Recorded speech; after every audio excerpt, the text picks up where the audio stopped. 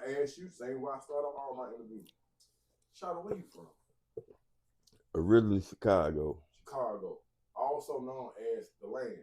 Yeah, the Uh, land. They call it Chirac now, but it's the land. It's always man, been the land. yeah, man. I have heard some scary stories about the land, bro. What is your first? And what part of Chicago first? South side Chicago. South side Chicago. Yeah. And what are some of your first memories of South side Chicago? Family. Mm-hmm.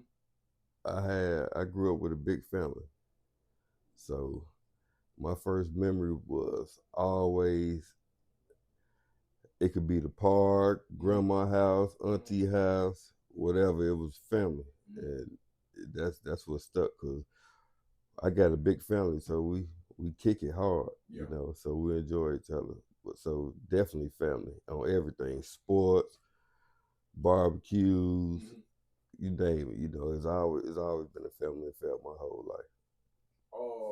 I mean, you said, hey, your dad a big old player too, man. Big old player, Man, yeah, man. thank you, Like, for man, real, thank you. man. I always get a real glimpse at what it looked like to be a grown man. Cause he ain't with that bullshit, but he really been on some player shit, for real, for real. Do you have a lot of brothers and sisters? Uh, I'm the youngest out of 4 boys. The youngest out of 4 boys. Oh man, that shit already come with a black eye. Yeah, I'm the runt. You know, Yeah. yeah. So yeah, I used to get the experiments. All the experiments was on me. Okay. So then I gotta ask you this. So at this time, you in Southside Chicago. You got y'all in the inner city. You got 4 brothers. 3 brothers. You got 3 brothers, and now you the baby brother. I gotta ask this question: where are you at in reference to gang culture? Cause it's not like DeKalb County at this specific time. You have this different, and you ain't got to touch on what you don't want to touch on, but I ain't even got to tell you that. But I'm asking you where you at in reference to gang culture at this time. It was all around. Mm-hmm. It was all around. So, uh, pretty much the influence of family too. Like I said, family. Yeah. So a lot of the influence was even within family, but it was everywhere. Like I guess it was just it was the thing to do. When you're young, you follow in the culture of what you see. You really just bad. Yeah. You really just bad, rambunctious, and influenced by what you think is cool at the time, anyway, or what you consider Yeah. definitely a product of the environment. If that's what you consider, but it's also what you see on a regular basis. You know what I'm saying? Because even then, I still come from a 2-parent household, even back then. Yeah. So like you said, my pop, you could tell that he wasn't on no bullshit, but he was on some player shit. Back then, he was raising boys, so it's a flip side to that. He was with all the bullshit. I'm gonna tell you what's crazy is that you was the 4th of all boys, and all you make is girls. All you make is girls. Every time I think about it, bro, I want to just like a preacher. I just want to give you 10%. I need it. I need it. We take donations, but okay. So, what do you remember? What elementary school did you go to while you was on South Side Chicago? I went to Parkside.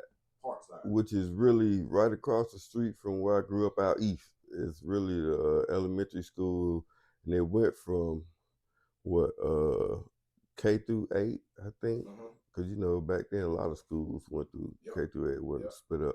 But I think that was there, and it was only really like across the street, tops a block away from where we was living at. So everything is right here. Yeah. And within reach. Within this particular time, y'all murder rate was like one of the highest in these United States. And did you ever experience that, or was around it, or caught wind of it as a child that's in grade school? Well, I think, and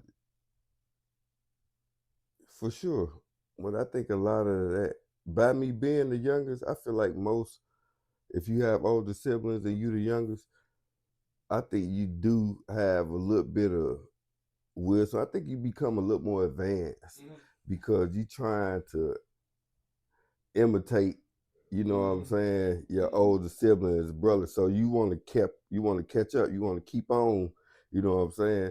So I think a lot of that, by me seeing it at a young age, it came from being observant too, you know, trying to be sharp so I can stay on point. So my older brother, when he walk down the street or they go to the store, he don't throw rocks, you know, go back.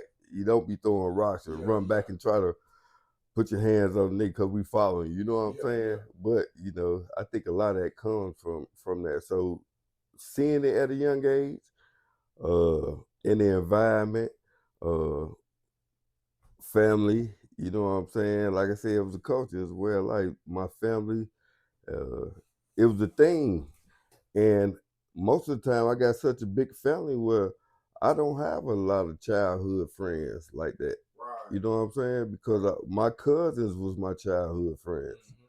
You know, so I have some here, but growing up in Chicago when I was young, I don't remember having childhood friends like that. I just remember family. You know what I'm saying? We very family oriented.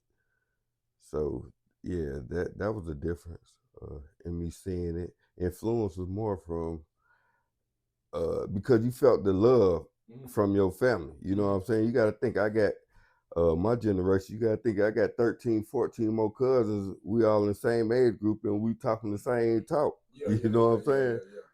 You know, it's like, man, but nobody better not walk by us and say nothing crazy. You know what I'm saying? You on adrenaline and you feel like you jailed up because this is blood relative too. You know, we grew up together, so yeah, it definitely do. And at that particular time, did you have an idea of what you wanted to be when you grow up? Was there a dialogue that entertained that? When I was young, I used to want to be two things. I used to want to be a boxer and a lawyer. And I think me wanting to be a lawyer comes from, well, I definitely wanted to play basketball, but just ideally, me wanting to be a lawyer comes from me watching the Hustles. It's great. I just got to be talking about that. You know what I'm saying? Like that's part of my childhood too. You know what I'm saying? So that's I embrace family. Even though I'm not there yet, I embrace the husband and wife jail together under union raising their family. You know what I'm saying? And I was in love with Claire Huxtable too.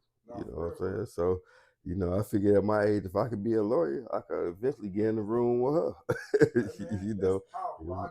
On this same couch, bro, I just had my world history teacher, Mr. Lockwood, who taught me in 7th grade. I done reached out to him, bro, on some, had one of them grown men epiphanies and shit made me cry. I was like, man, this man really was trying to show me something back then.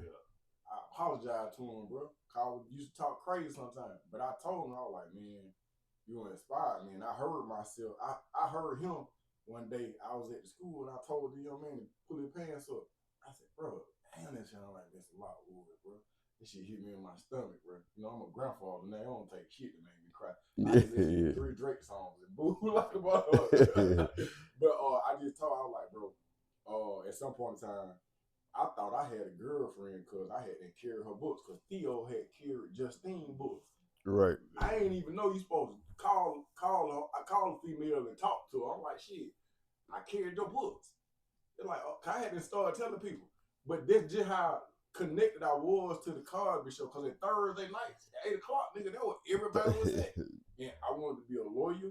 And I thought this was my girl because I carried her books.